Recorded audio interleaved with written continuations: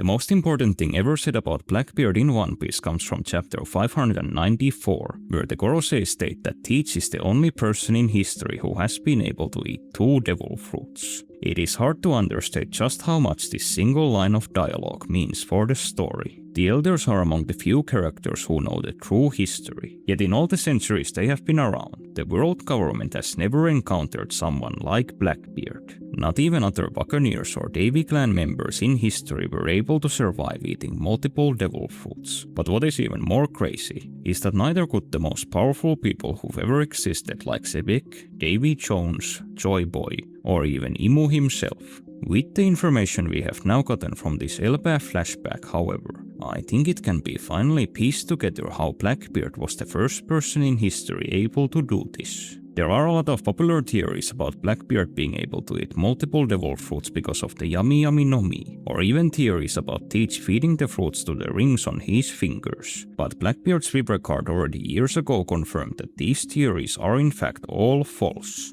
What the Vib record word for word says is that the secret to Teach eating multiple devil fruits lies in his body. This is exactly what Marco said when Teach took Whitebeard's power in the actual manga. But the important information here comes from the original Japanese phrasing. The text does not just say that Blackbeard has a special body, but Blackbeard's secret is instead stated to be Nikutai no Igyo. Nikutai itself is the standard Japanese word for body, but the more interesting part here is Igyo, which translates to unnatural or deformed. To the best of my understanding, Igyo in Japanese is generally used when referring to things that go completely against the idea of what's normal, such as mutants or aliens. Igyo is for example used when referring to something like Frankenstein's monster, arguably fiction's most well-known character existing outside the natural order. This is a very interesting detail about Blackbeard's true nature, as it very much lines up with the Gorosei's words about Teach, where him eating multiple devil fruits isn't just a random observation, but something that goes against the elders' understanding of how the world works.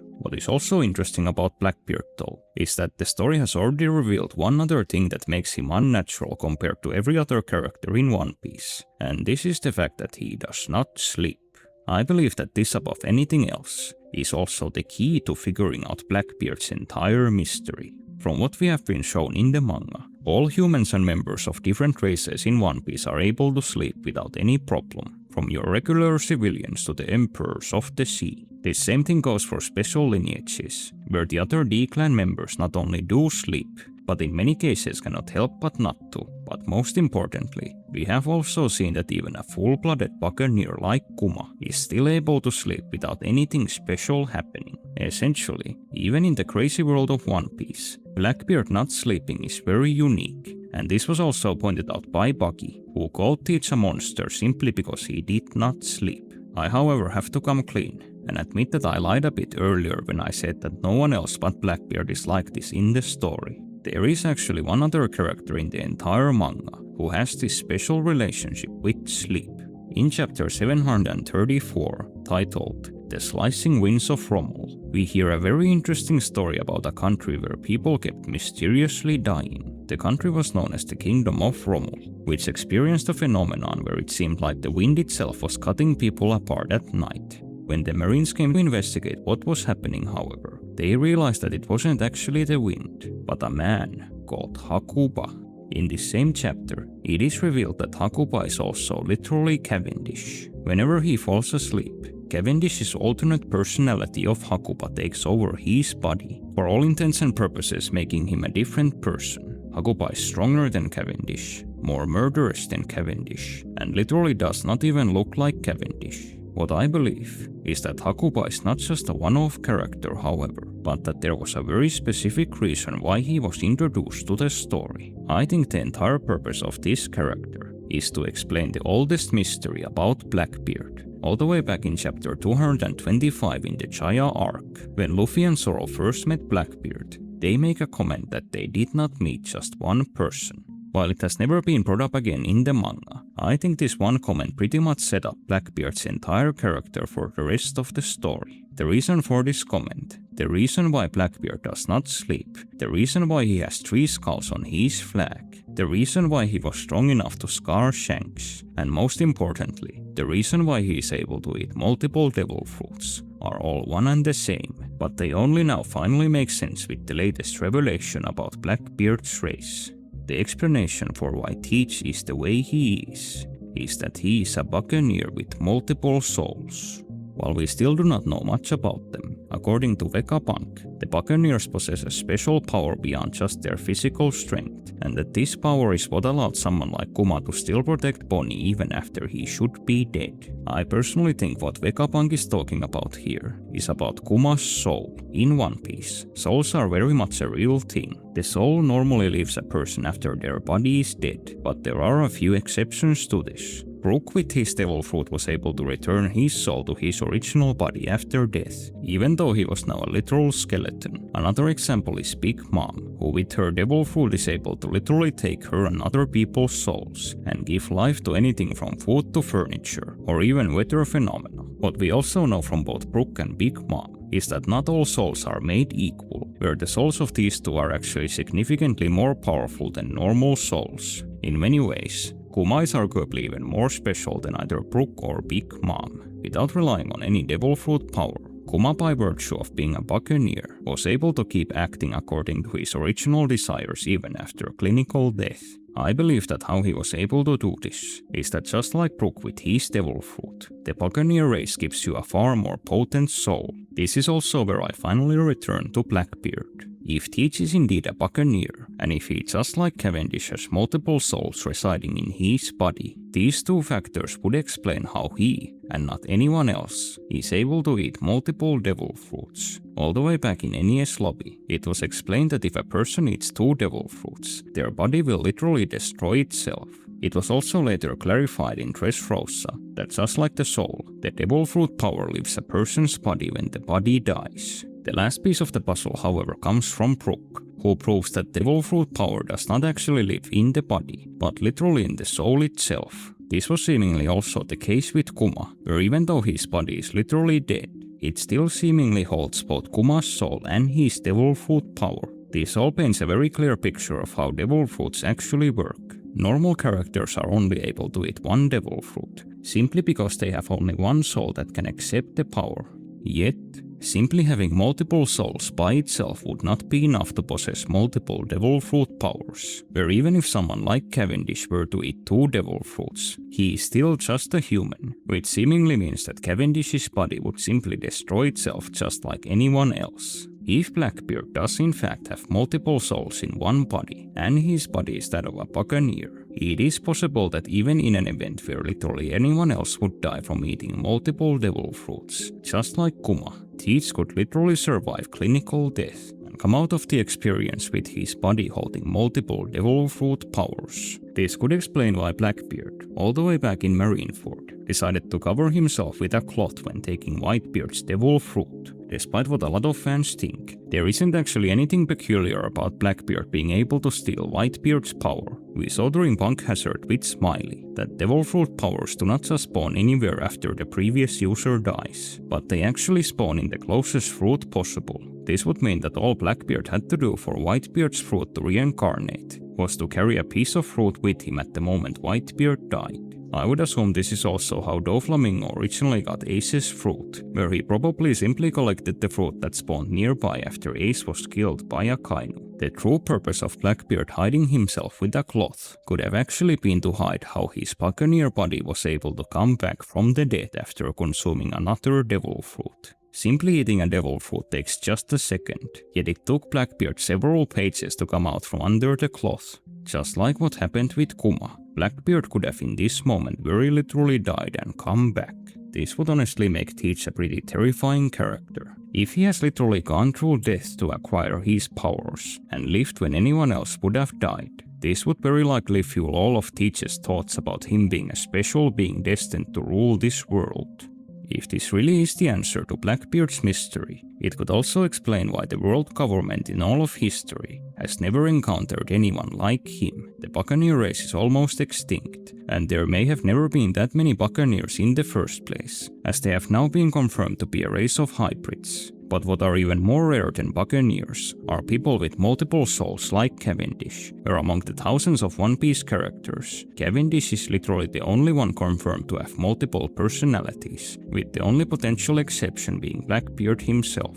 Blackbeard could very well be the first Buccaneer in the history of the One Piece world with Cavendish's condition, making him the 1 in a billion individual with the ability to eat multiple devil fruits, where even the Void Century did not have someone like Teach. This is however arguably what we've been building up to with Blackbeard's character from the start. All the clues are basically there from his very first scenes in Chaya, even outside the stuff I already mentioned. Chaya is where both Blackbeard and Kuma were first introduced, and already back then, we saw that their bodies were physically very different compared to every other character in the story. What is also notable is that some of Blackbeard's subordinates seem to be specifically loyal to him because he is so special. Both Shiryu and Devon, who are noted to not take orders from anyone, seemingly decided to follow Blackbeard after he revealed what he truly was. There's one additional strange thing about Blackbeard that this video may also explain, which is that ever since he was introduced, we pretty much never get to see Teach's many victories in the series. He has actually garnered a pretty impressive resume that includes characters like Tatch, Ace, Magellan, Marco, Law, and others, but we only ever witness the aftermath of these fights, and do not actually get to see how Blackbeard managed to beat his opponents. A very simple explanation could be is that just like Hakuba is stronger than Cavendish, some of Blackbeard's personalities could be considerably stronger than others, and with this they have never seen just how strong Teach is when one of these other personalities takes over his body. Most interestingly, this could also explain how Blackbeard years ago was able to scar Shanks. This seemingly happened a few years after Roger's death, and Shanks at this point was already a phenomenal fighter able to duel Mihawk, yet Shanks admits that he had not been careless, and that Teach had earned this scar. Shanks may have actually faced one of these stronger versions of Teach, and this encounter could be exactly why Shanks still years later is pretty much the only character who truly understands how big of a threat Blackbeard is. Blackbeard having multiple personalities is admittedly not a new theory, and has actually been around for years. There are also other potential hints about it that I haven't yet addressed, such as how Blackbeard's missing teeth switch places from panel to panel, which is actually very similar to how Hakuba also changes Cavendish's facial features. I am however not personally fully sold on the idea of the teeth indicating a change in personality, as drawing inconsistencies like this are very common in One Piece. If it actually is true though, it is almost too crazy to imagine, as it would mean that Teach would have upwards to half a dozen different personalities, which is story-breaking level stuff. I do have one problem with the Buccaneer angle of this video's theory however,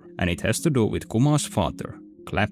From what we saw, unlike Kuma, Clap simply died and did not in any way come back after he was killed by the Celestial Dragons. So, despite Vegapunk's speculation, not all Buccaneers can just go on even after literally dying. If there is an explanation for this, I would argue it's the thing I mentioned before with Brook and Big Mom, where not all souls are made equal. This is also something that applies to literally all characters regardless of race or devil fruit powers, where for example, Big Mom thought that Luffy's soul would make for more powerful homies than normal souls. In a sad way, Clap may have simply not have had a strong enough soul to keep going, even after being killed by the Celestial Dragons, whereas Kuma and potentially Teach just had stronger souls. The powers granted by your race differing from person to person is also admittedly something we've seen frequently in One Piece, even in the latest arc.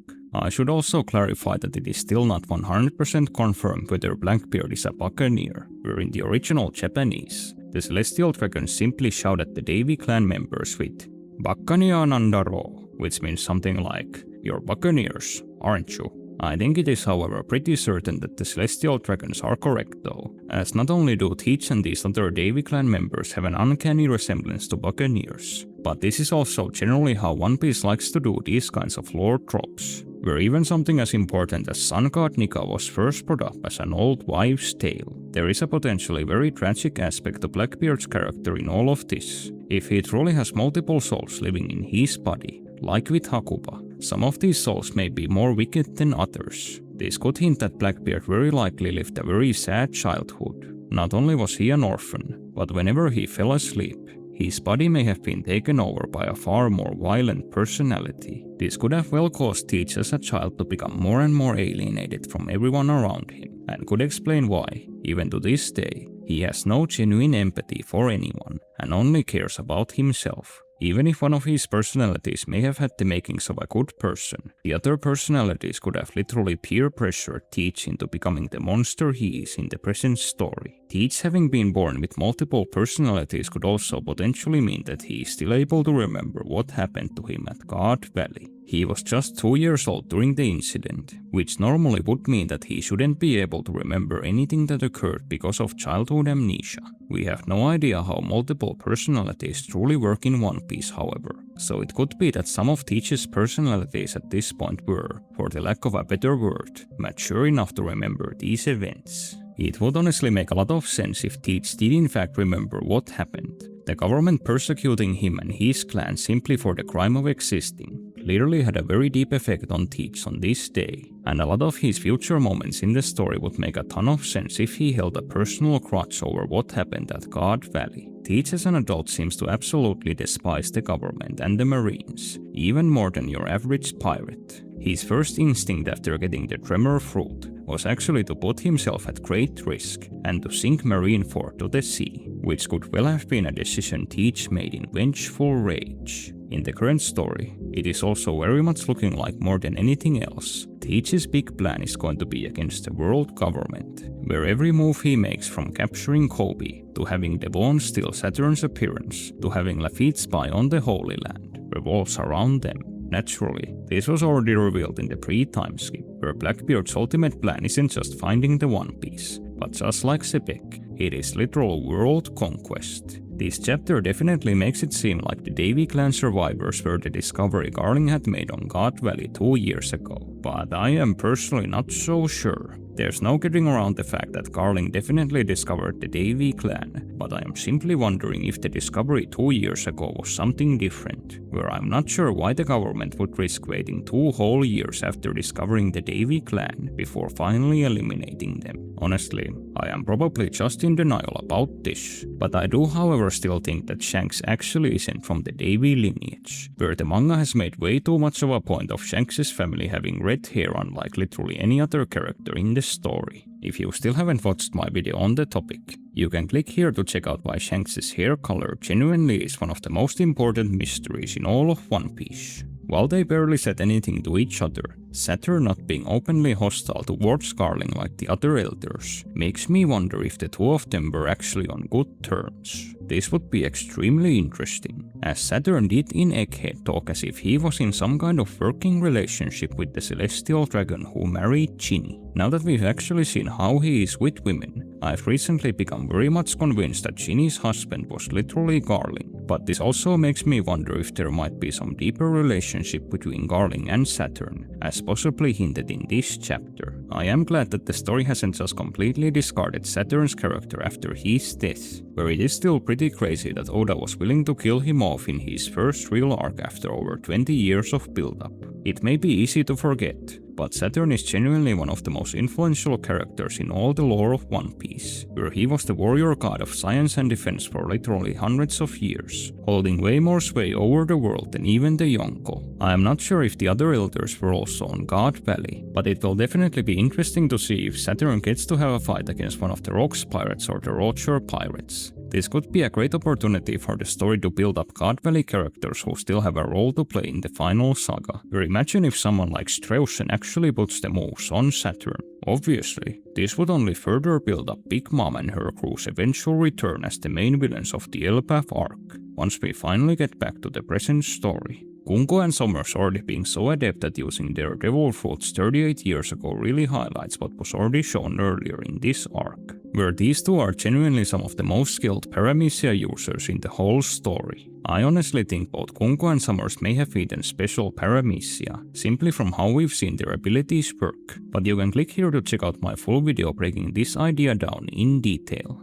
Gunko's personal strength in this chapter was genuinely put on a completely different pedestal, where some of the celestial dragons are betting on her to win the native hunting competition over Garling. While this could just be because Gunko's powers make her very mobile, or because Garling started the contest with a handicap by killing the king, I honestly think this connects to the few other scenes we've already gotten in this arc, where even without Imo taking over her body, Gunko is one of the absolute strongest celestial dragons. This also seemingly connects to her special title as the devoted Blade of God, which now that her connection with Imo is clear, it's fairly likely in reference to her serving as Imo's vessel. I really don't think there is anything noteworthy about the original Japanese here, as no matter how you translate it, Kami no Chujin always boils down to Gunko being a dutiful weapon of God.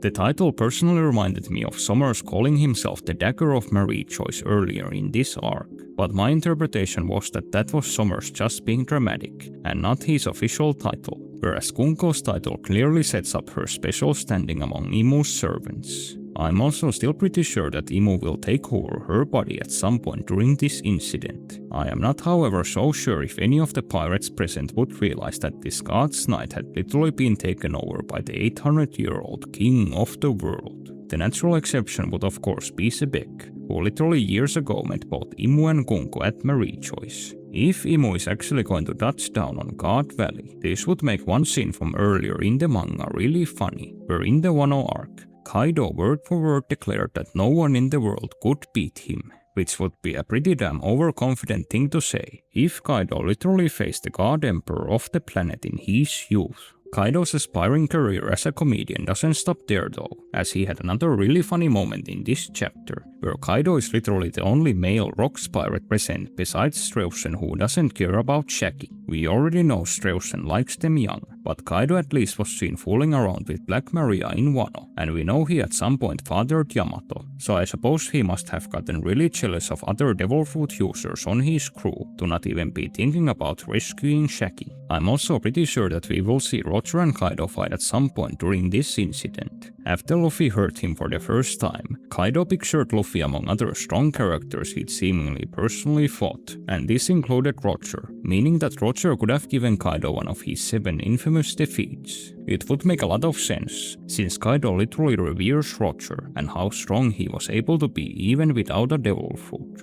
At this point, it would be pretty hilarious if it was confirmed that Big Mom had children with some of the Rocks pirates, since she literally in this chapter calls all of them losers for drooling after Shaggy. I think this is the cool thing about Big Mom, where she's at the same time the most and least emotional character in the story, where at God Valley, she couldn't give a damn about Shaggy, and only came to the island to steal the Celestial Dragon's loot. I have to say though, he may not be the best person, but Xebec genuinely comes off as a hero in this chapter, where he basically has his personal Whitebeard moment, confronting the might of the government just to rescue his family, and he's even making an effort as being the best captain he possibly can to get the job done. It's plain as day that the most evil people on this island are the Celestial Dragons, but I still wonder what eventually made Roger and Garp decide to team up against Xebec here, and possibly to even cooperate with the God's Knights. I'm aware that there's speculation about God Valley's story actually being false, and that Xebec, Roger and Garp actually teamed up against the government, but I personally find that really hard to believe. Most of the notable Celestial Dragons seemingly survived this incident, and it honestly would make no sense that they would have allowed Garp to keep his rank and head if he literally fought against them on the side of pirates.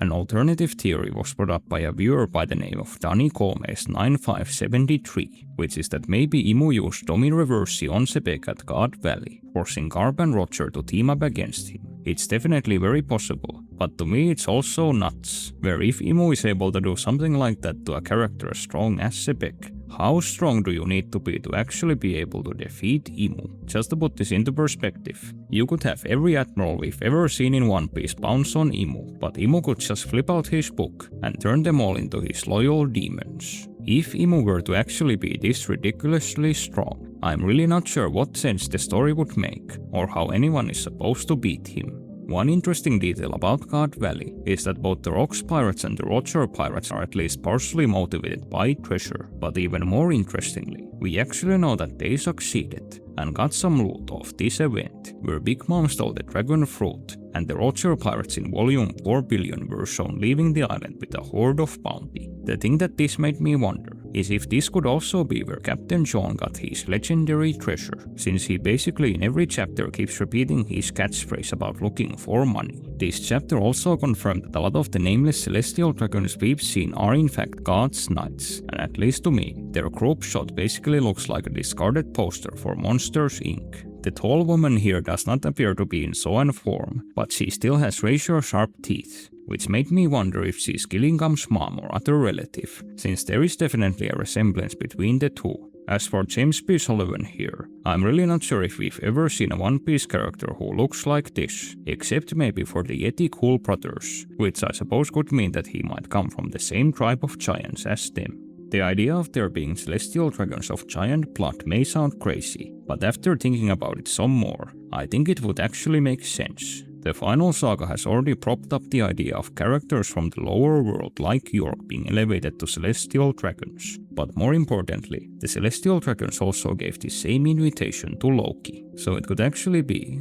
that there are several celestial dragons who are not even biologically human and were simply elevated to the status because of their services to the world government. Very notably, 3 of the God's Knights shown in this chapter also have horns, which as we've learned in this arc, could be a sign of ancient giant blood. The explanation for this could be that because Imu thinks the giants will be so important in the final war, he might have for years been collecting members of their race for the government, not only as marines, but also as celestial dragons. This could actually connect to something we learned in Kaido's backstory, where his home kingdom planned on selling him to the government, and Kaido also notably has these horns on his head. I wanted to make a video about this celestial dragon recruitment idea all the way back earlier this year, but I just never got around to doing it. But maybe I'll finally have the time to cover it before the end of the year. The last big faction in this gigantic God Valley battle are naturally Garp's Marines, but their introduction honestly made me laugh. Garp's fleet just sounds like such a weird thing to say about a character who's always breaking rules, refusing promotions, and goes around fighting the strongest pirates in the world with a single ship full of deckhands. Seriously though, don't let Garp fool you. He's a genuine leader of men, as we already saw during the Egghead arc. I am however wondering if just to top off the already huge list of characters participating in the God Valley incident, there could be some other important marine characters riding on this fleet. Aokichi was still too young, and Akainu and Kizaru hadn't even joined the Marines yet at this point in the timeline. I think Sol might actually have a pretty good chance of being a part of this fleet, since he earlier in this arc said that he had met Sommers before and knew about the God's Knight's immortality, which I'm pretty sure isn't public knowledge even among the Marines. I had personally lost hope for Bogart being particularly strong after he did nothing on Pirate Island, but in retrospect, I may have jumped the gun there, where it's still possible that Garp had just given him orders to stay on the ship, and I suppose Kobe could have just taken care of Pizarro crushing the ship right before Bogart himself would have stopped it. This could actually make a lot of sense for Bogart's character, since he literally trained Kobe and likely would have wanted to give his student a chance to grow before stepping in. I'm really hoping we get at least one scene between Dragon and Garp in this flashback, and it would be beyond hilarious if Garp of all people were to actually help in Shanks' rescue. I think what is also really sweet, but on the other hand very neglectful, is Garp's trust in Dragon, where he was perfectly willing to let the Rocks pirates invade God Valley without coming to help, and only got to the scene after he heard that Roger was joining the fray. I did not mention this in my previous chapter breakdown, but we can see the symbol Dragon has tattooed on his face in the present story on his armband at God Valley. We already knew he wore this symbol even before becoming a revolutionary, but the fact that he wore it even as a marine genuinely makes me think that this isn't some symbol of rebellion. What I think is that this could very well symbolize Dragon's heritage, potentially from his mother's side, where considering Dragon's own Native American-like features, I definitely believe in the idea that he's descendant from the people who came from the moon. Not sure if this means that Garp is also of the same descent, and I almost believe it's more likely that he's not, and that this is something Dragon got from his mother, also known as Garp's wife, and Luffy's grandmother. I don't want to speculate about this too much, but in the one image we have of him as a child, Garp looks extremely adventurous, so maybe, just maybe, Garp was some kind of an explorer before he became a marine, and he might have even done something crazy, like going up to a sky island and marrying one of the natives. If you ask me, Garp's already pretty much the single most interesting character in all of One Piece, and it's really cool that even after all we've learned about him, he is still this man of many mysteries. I'd like to point out is that it's pretty crazy how the Elbaf arc has progressed so far, where we were still in Legoland almost exactly a year ago, and now we're basically witnessing the biggest war in One Piece outside the Void Century. I'm also fairly certain we will genuinely get to see much of the combat at God Valley, since this genuinely is the now or never chance for the manga to show almost all of the top tiers of the previous era sprawled out. You can also just imagine how many fans not interested in Elbaf would be drawn back into the manga if they hear that characters like Roger, Xebec, Whitebeard and Garp are duking it out in a battle royale. I honestly think this momentum is also going to be carried over once this flashback is done, as we're set up to immediately after get Luffy versus Imu and whatever chaos is happening in the Holy Land. So it really wouldn't surprise me if Elbaf is soon going to be making One Piece just as popular as Egghead did. For the cover story, I think Momonosuke should honestly relax a bit as the Shogun. In the timeline, it has only been a few days since the Wano arc ended, yet he's already built a shrine for his father, reassigned all the daimyo, started rebuilding Oden Castle, and even dropped Onigashima to the bottom of the sea. Kind of sad that much of this work may be undone if someone like Blackbeard comes to retrieve Pluton, but I suppose Momo is just showing the Japanese-like spirit of always being ready to rebuild from disaster. This chapter seemingly confirmed that there were several other Buccaneers on God Valley besides Teach. I would like to take this opportunity to point out a mistranslation that I myself have used in some of my videos, which is when Saturn in Egghead said that Kuma was the sole survivor of the Buccaneer race. This was actually a mistake by Whis, where Saturn just called Kuma Iki no Kori, meaning just plain survivor, not sole survivor. The possibility of there being other secret Buccaneers is a video I desperately now want to make. I honestly think it's possible that even some of the kings of the world, or literally Big News Morgans himself, are secret members of this race. But I'm sadly really booked for future videos of this channel. If you really want to see me make this Buccaneer video though, I'd definitely get right to work on it if you gave this video 1000 likes. So make sure to click the like button if that's what you want. Now that you've come this far into the video though, I'm not going to stop at just having you click the like button, but you also better click the join button and let me loot your wallet by becoming a channel member. Well, okay, I'm not actually going to force you, but if you want to give me extra support, definitely check the membership option out.